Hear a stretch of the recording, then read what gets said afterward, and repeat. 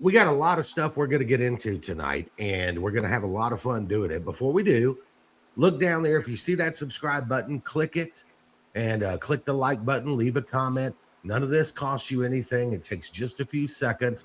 You're not going to start getting spam emails or anything. Nothing to worry about there, but it helps us out a lot and helps keep you up to date with the content that we're pushing out there every day. All right, Eltoro, let's get into this first topic that I want to talk about today. We had some fun the other day. I had put together a list of what I think are the top 5 defensive players in the Southeastern Conference. Tonight, I thought it'd be fun to talk about the top 5 offensive players in the Southeastern Conference. See if you think my list is good, or who am I leaving out? Right? Who you got, Jay? All right, let's go ahead and let's start with number 5. And I will go ahead and tell you I am a little bit partial to offensive linemen. I'm a fan of offensive linemen. Hey, that's where it starts at. I say that as a warning. Because when you've got one or two really, really good ones, drives the whole team. So let's get into it with number 5. I said that as a tease, what we call it in radio. So let's get into number 5. To me, Georgia center Drew Bobo.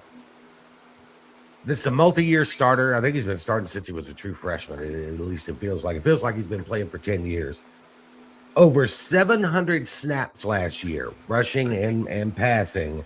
He allowed only 6 pressures and had 1 penalty from the center position. Wow. With over 700 snaps.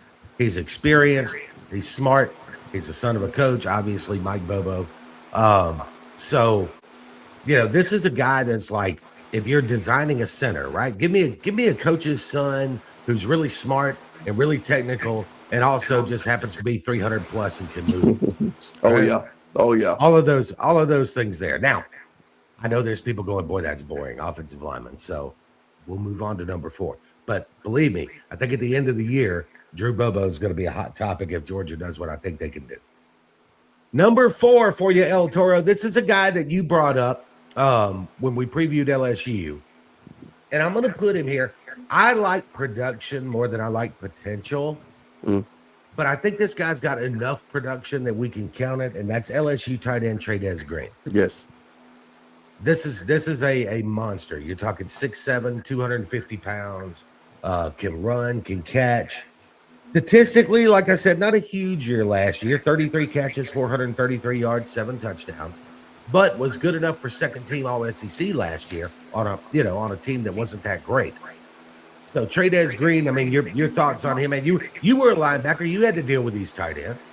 Oh, yeah, man. You get a guy like that, man, as skillful as he is and as big as he is. Oh, man, it just causes so many mismatches, Jay. And it's a difficult task to handle, man. You know what I mean? So, like I say, man, I expect for this guy here, man, to have a huge year and be a big piece of LSU success. Well, and Lane Kiffin loves big receivers, man. I mean, he loves big targets. I think Lane Kiffin's probably going to plan to get this guy to about double the number of catches this year if he can. Without question. I mean, Trey Green's a weapon. There's no question about that. All right, let's get into my number 3 SEC offensive player. I'm as high on this guy as I am just about anybody in the league, and I can't put him number 1, and you'll see why in a second. Kewan Lacey, running back at Ole Miss. Here's a dude. 1,567 yards last year and 24 touchdowns. All he does is run by you. You know what I mean? He's a man. Kewan Lacey just, if you leave a hole, any kind of hole, Kewan Lacey's going to find it. Absolutely, man. And I'm telling you, man, he headed straight for the end zone. Yeah. And one of those guys has got that great comment. He's not the most powerful back in the world. He's probably not the fastest back in the world. But he's got enough of each one, and he can catch the ball too. I think Kewan I think he can be a huge part of Ole Miss trying to get back in those playoffs this year. Oh, without a question, Jay. I think that he has to be a huge part. He has to complement the quarterback, man, to keep the offense honest, man. And so absolutely, man, he definitely will be a huge part. Jay, I actually think, Jay, he's going to be a Heisman candidate without question, man. I don't disagree with you at all there.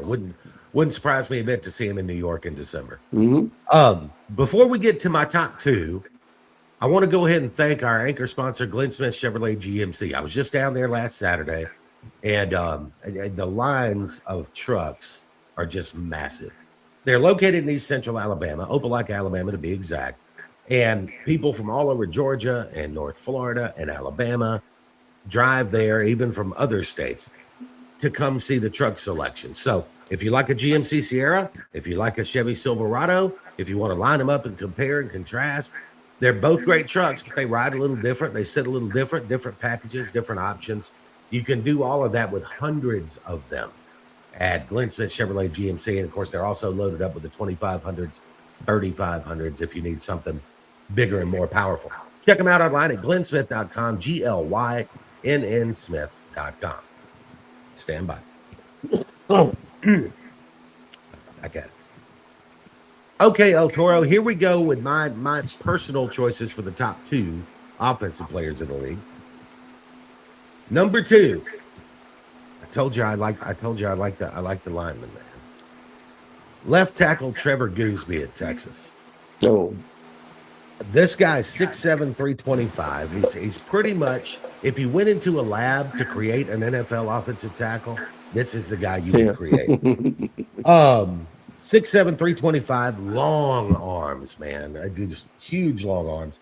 He allowed 1 sack last year and had a 1.5% pressure rate. So they're not getting to Arch from him. You know what I mean? And Trevor Gooseby's the real deal. And he's going to be one of those guys, if he stays healthy, that could have, a 15-year career at the next level. Is that Arch blindside? It is. Oh, wow. Yeah. Yeah. He's a good guy to have. That is definitely a great guy to have on the blind side, Yeah. without question.